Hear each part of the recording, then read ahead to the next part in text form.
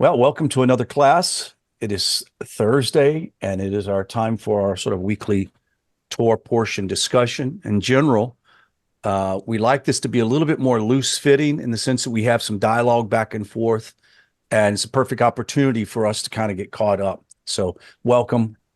We're going to be talking Parshat Yitro, as you know. It's the portion for the week, and it's a paramount portion for the Ben and Bat Noach. It's a very important one. Now, look, we've had rabbis come on and teach, and even Rabbi Avner, and we'll talk about Yitro, and sort of we go through it and we'll discuss it briefly, but sometimes we don't always put handles on it to kind of get a background of who he really was. Now, I know that some have said, and we have this through oral tradition, that he was a ger, a convert. Ross and I and many other people have had these open, honest discussions about whether he was a ger or a convert or not. And some would say, well, if he was a convert, he really wasn't a very good one. So he went off and went with his family and then brought them down to Israel. Did that mean that he and all of the crew converted, the Kenites, right? I mean, some questions that beg to be answered. But I want to present this short sort of idea that I want to encourage the people, not only in the Jewish world, but in the non-Jewish world, of seekers, people that are looking for honesty and truth and connection with the Holy One, blessed be he, by any ways possible. So that person has a very seeking heart. We don't know who they are. There are hundreds of thousands of non-Jews out there in the world that may or may not have heard words of the Torah for the first time, or maybe never heard it before in their life.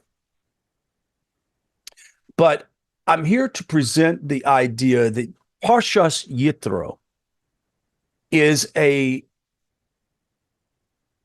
prophetic template for the coming Moshiach, the age of Moshiach, the enlightenment of the world to the knowledge of Torah, to the full understanding of unity between the Jewish people and the non-Jewish world. We're quickly approaching this time period, sort of a pinnacle. Steve has done so well over the past many weeks talking about Daniel, and talking about Zechariah, talking about the prophets, and sort of demonstrating the fact that presenting or pitching an idea that Daniel's 70 weeks was very specific in a time period, beginning from the entry into the land of Israel in 1446 to October 7th of last year, which is a very interesting idea to ponder. And if you want more information, I really encourage you to watch the videos and present your ideas on it, or criticisms or critiques. So far, we've not been able to see that, and Steve has done a brilliant job laying that out. If that being the case, then it almost seems that we as Ben and Bat Noach, the B'nai Noach, the righteous non-Jew, whatever you want to call us, because to be honest with you, none of us really like titles. We just like to be called honest seekers of Hashem, righteous people. That's all we want. And we're not even comfortable with righteous people, because it makes it sound like that we're, blowing smoke up our own kilts, and we're not. But here's the point. We're at a pivotal time right now in our history. We're in a pivotal time in our science and technology. The ability to research and find information and to find truth is so relevant and prevalent out there. Now, here's the interesting thing. To find gold, you've got to dig through a lot of rubble. You got to dig through a lot of dirt. If someone's thinking you're going to find gold by just going out and picking it off the ground, that rarely happens. The point is this: the knowledge of Hashem and the Torah is more prevalent today than it ever has been in human history. At a touch of a keystroke of a computer, You can find out some of the most ancient sources of ancient knowledge and understanding and wisdom just by searching. But here's the thing. If you're not a true seeker and you've not been attuned to what you really are searching for, then you're going to find a lot of things that are not necessarily gold. They're not going to be the nuggets that you want. They're going to be rubbish. And we have to realize that we live in a world where as much valued gold as there is even multiple times over the rubbish that you've got to go through. We all understand that. That's not a mystery to us. However, there are those who will be listening to this class today, and they're going to realize, hey, yes, I'm that one person that has been looking all over the internet, but how do I know what's right and what's wrong? What's true? What's not true? I mean, how do I know what's right and wrong?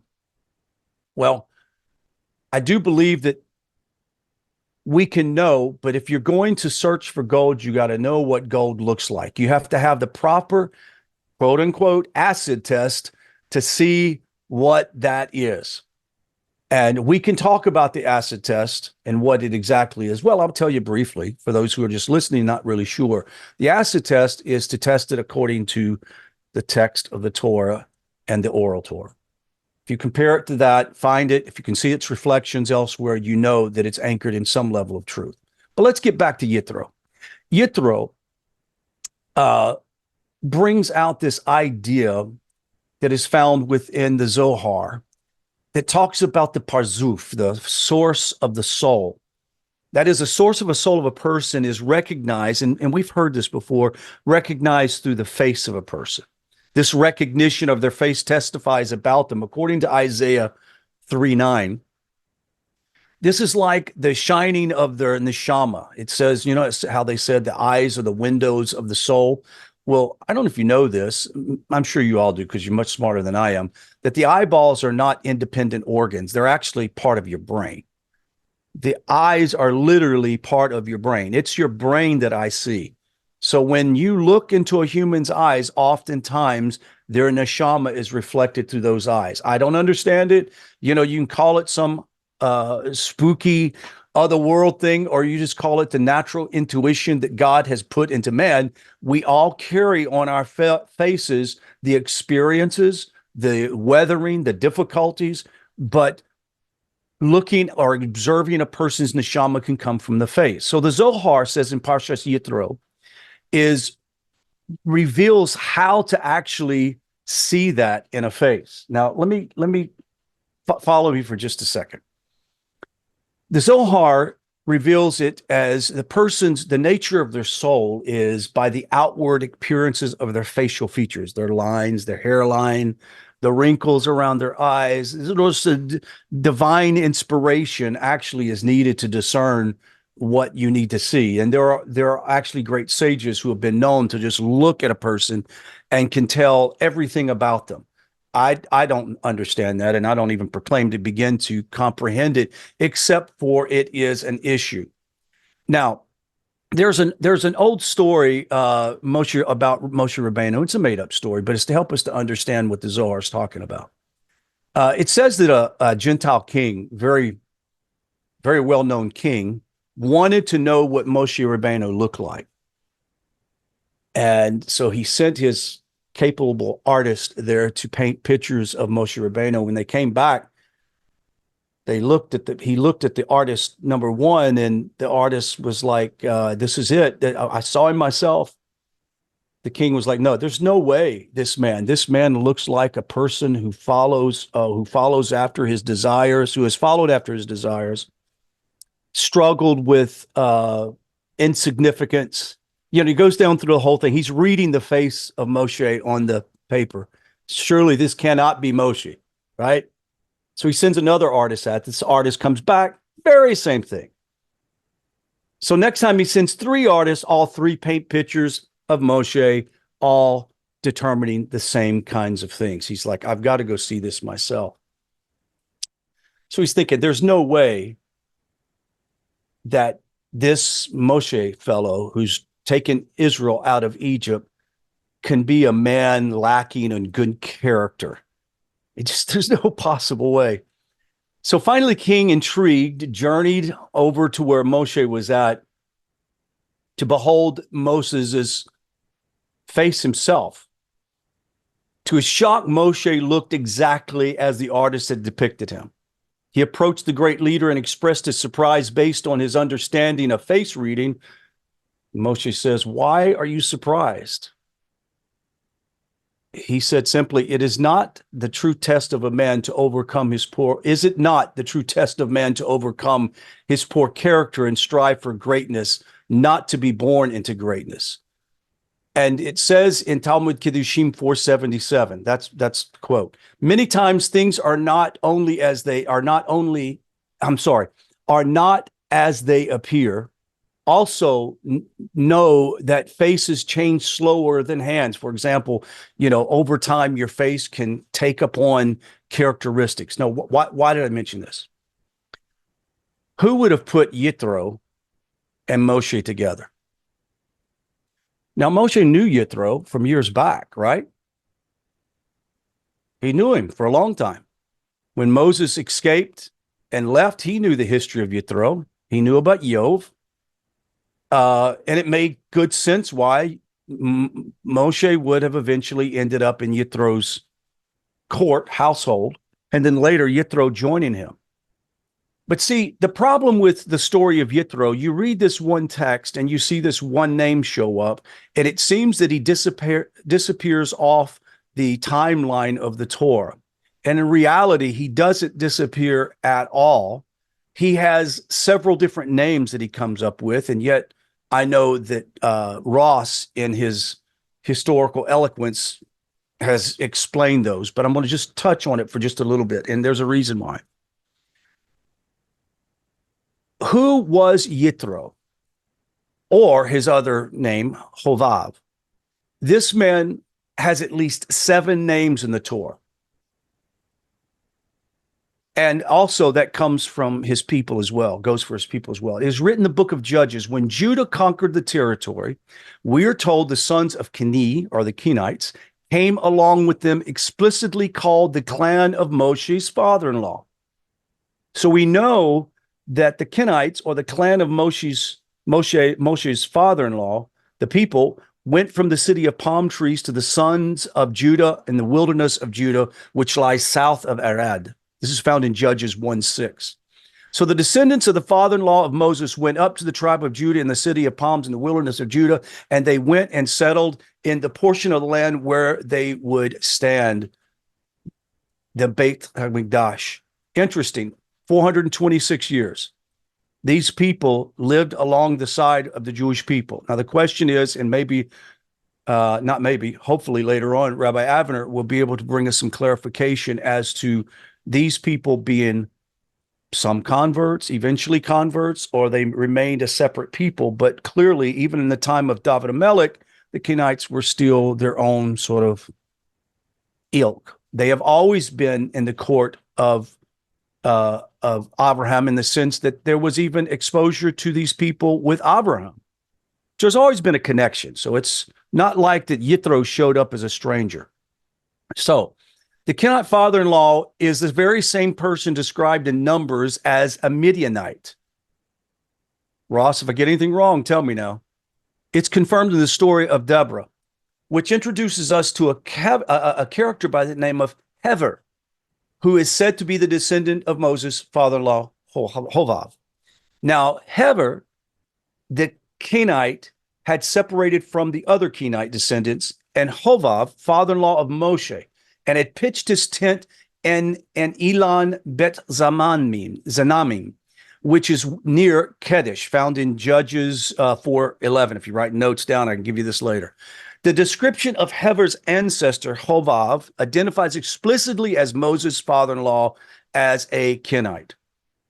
Now, I just find it interesting that these names keep poking up down through the line of the Kenites and their relationship with Israel.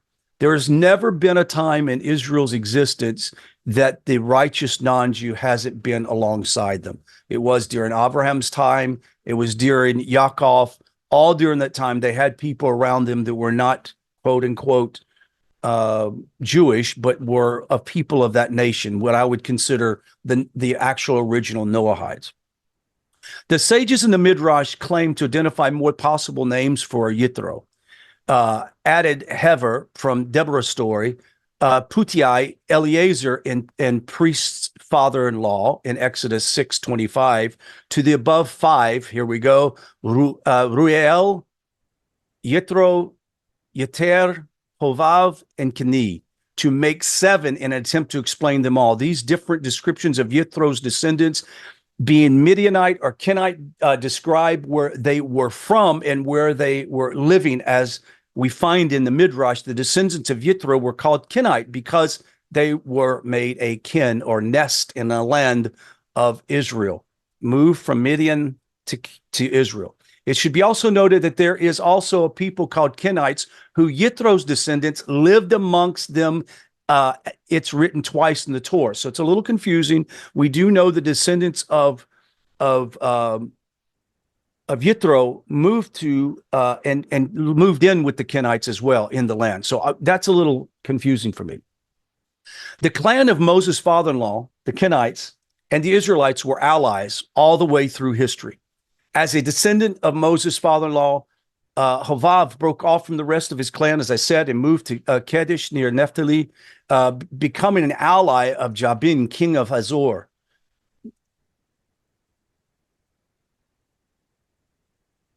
He also made peace with Jabin, king of Hazor. Seems to be betraying his alliance with Israel. The origins of this allegiance is based on the ancient relationship of Yitro to the Kenite people. Now, why did I bring all this up? To recognize the face of the righteous non-Jew is going to be very important for our Jewish brothers. I was just contacted this week. Got a contact from a Chabad rabbi that is wanting to encourage 770, the headquarters, to put on more active teaching for non-Jews, like a place on their website for non-Jews, special learning, growth, et cetera, and asked if I wouldn't mind consulting on that. And obviously, I'd be delighted to, even though we're not a Chabadnik organization. I'm for whatever I can get from anybody to teach and expound this. One of the things that I wanted to explain to him is the faces, as the many faces of the names of Yitro, there are faces of the people of the nations. We don't look the same. We don't sound the same. We have different backgrounds. We have different religious backgrounds. We have different cultural, sociological backgrounds. And the problem is, it's from the Jewish perspective. Pardon me if I sound a bit too, like I feel sure about this, but let me explain.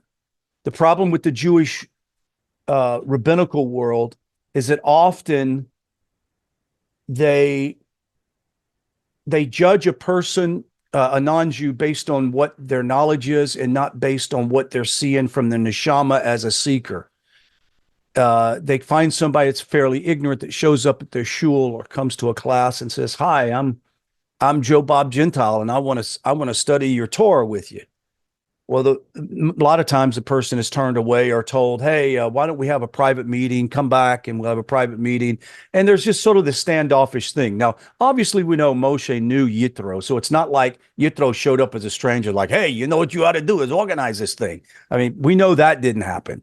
So there was a relationship. So the next thing that I would say is, for the righteous non-Jew, find a place where you can begin to get and have a relationship with a Jewish community or a Jewish person that is connected to Hashem and is following Hashem's Torah.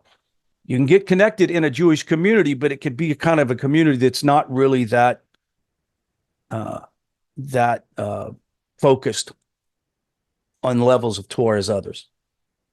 So what am I saying is that these non-Jews, this Yitro, the 70, as I call the 70 faces of the 70 nations that are out there that are looking for the knowledge of one God. You see, Yitro was a seeker from the beginning. He had the knowledge of all of the ancient technology. He understood connections to deities and understood all types of religion.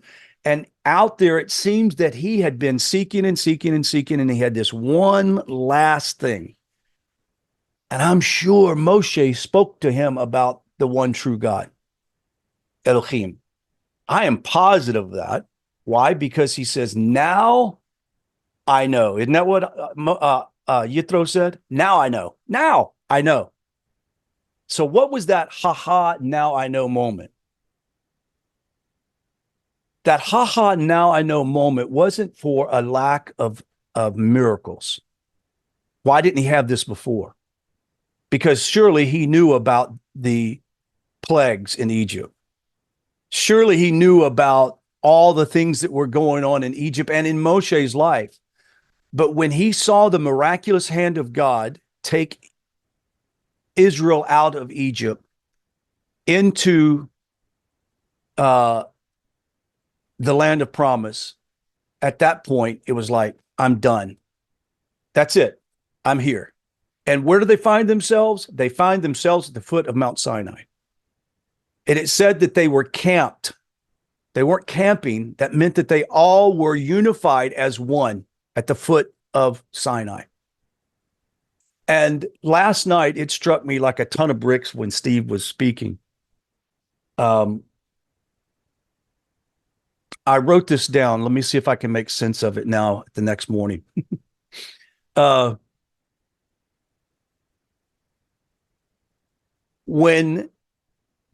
If we want to see Moshiach come in our age, ready for this? Which is tantamount to Torah coming to Sinai, right? I mean, we get the picture. Magnanimous event. When the Torah came, thunder, lightning, they saw the Torah written in the firmament. They heard it. It was fearful. It was an absolute stunning display of the knowledge of God. If we want to see Moshiach come in his splendor and whatever that means for the age of Moshiach, the age of Moshiach to come, depends on us gathering ourselves at the source. We need to have our own Matan Torah experience.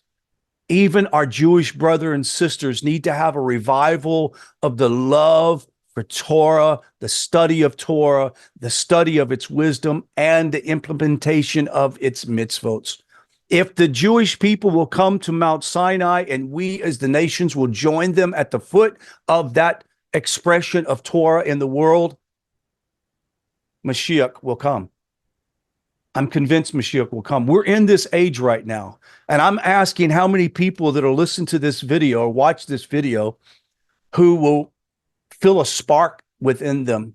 I want you to understand that spark within you is the same spark that Yitro had when he said, I'm going down to go check this out. I'm going to go see what's going on with Moshe. I'm just asking you to please take a moment and ask the question.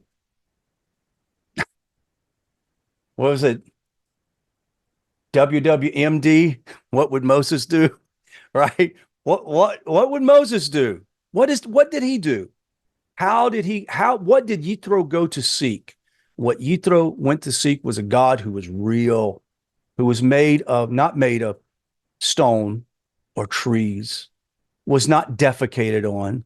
You didn't sacrifice your children to. This one God was unseeable, but fully knowable.